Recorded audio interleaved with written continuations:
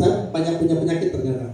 Ya, saya keturunan diabetes, kemudian saya punya sakit saraf kejepit di lumbal 3, 4, 5, sakral 1 saya juga, dan hampir putus ya oleh dokter Golden, udah nggak usah dioperasi, fisioterapi saja. Saya jalan fisioterapi. Kemudian saya juga mengalami osteoporosis ya. Setiap saya periksa kekentalan tulang saya itu pasti osteoporosis ya. Sempat saya konsumsi susu vitamin D gitu, tetap saja posisinya seperti itu. Kemudian saya kena rematik. Jadi kalau saya naik tangga itu pasti sakit. Nah, kemudian karena punya saraf kejepit otomatis kesemutan jelas. Saya pada waktu itu minum, ada yang ngasih tahu bahwa dia punya efek detox. Ya. 3 hari saya minum, siangnya itu ngantuk bener. Ngantuk. Saya sampai berkeluh kesah, ada staff saya di belakang itu. Saya ngomong sama Bu Arika, kok mungkin saya ngantuk begini ya? Saya pengen tidur tapi nggak bisa tidur. Ngantuknya beda. Ya.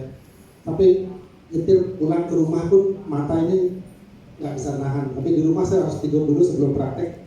Itu hanya berjalan 3 hari saja. Ternyata setelah dikasih tahu sama Mbak Wena, itu detox dok. Kenapa nggak kasih tahu? Ternyata itu ada efek detox. Jadi masing-masing orang beda-beda efek detoxnya. Istri saya detoxnya malah ke pencernaan. Agak biasa buang air besarnya tidak pada hari itu, pada siang itu malah siangnya dia BAT. Tapi itu hanya 2 hari juga. Detox yang kedua, rasa sakit di punggung, di bahu ya, agak terasa lebih dibikin sakit lagi dia. Tapi itu 2 hari habis itu hilang lagi. Jadi macam-macam Pak. Ya. Tapi ini tidak dijadikan sebagai satu yang mengakibatkan pasien akhirnya mundur dari konsumsi. Yang saya rasakan setelah waktu 1 minggu itu secara tidak sengaja saya naik tangga ke lantai 3 ke kantor itu enteng. Jadi kalau sebelumnya memang nggak berat, saya harus pegangan rel pagar itu. Kemudian sekarang sudah nggak. Mau 3 kali, 4 kali saya turun naik, itu dilihat sama karyawan saya sudah enteng aja. Itu. Yang kedua, ya tentu muka, ya agak lebih halus, dia sering gini-gini. Halus ya, bener. Kemudian yang paling benar saya rasakan adalah kebugaran. Kebugaran pada waktu pagi bangun tidur, biasanya saya masih ngantuk-ngantuk begitu. Ini bugarnya beda, ya. Mungkin Bapak Ibu yang belum pernah mengkonsumsi agak sasi gitu. Tapi saya sendiri merasakan beda, bugarnya beda. Gitu. Kemudian ini, saya tidak sengaja, ini setelah 1 bulan lewat, saya sebelumnya punya tinnitus namanya.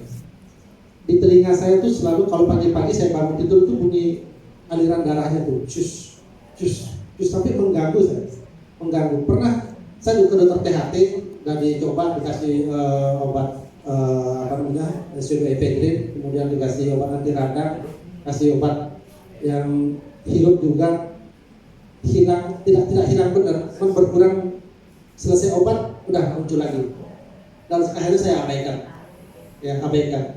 Secara tidak sengaja, ini di 1 bulan, saya merasakan ini sudah nggak ada, nggak terasa lagi jus gitu. Terus saya ngomong sama istri, kok kayaknya hilang ya ini. Jadi makanya bilang aneh nih Pak. Saya tidak mengharapkan ini hilang, sembuh, malah dikasih hilang. Gitu. Ya bagaimana ceritanya? Saya tak pernah mengkonsumsi obat apa-apa untuk kesembuhan di tinnitus saya, tapi ya itu kenyataan. Gitu. Nah ini untuk diri saya. Dari istri saya, Bapak Ibu, saya paling sering ngomel di kamar. Karena apa? Rambut anak saya sama istri saya tuh sering bertebaran di di lantai. Itu sering kali karena ini rambutnya siapa sih ini? Ya siapa lagi, orang rambutnya yang panjang cuma anak saya cewek-cewek semuanya sama dia, yang laki-laki cuma saya di rumah, kan nggak mungkin saya punya rambut sepanjang gitu kan. Gitu. Saya sering ngomel gitu. Nah secara nggak sengaja dia bilang, Pak, kok sekarang nggak ada rambut lagi di bawahnya? Gitu.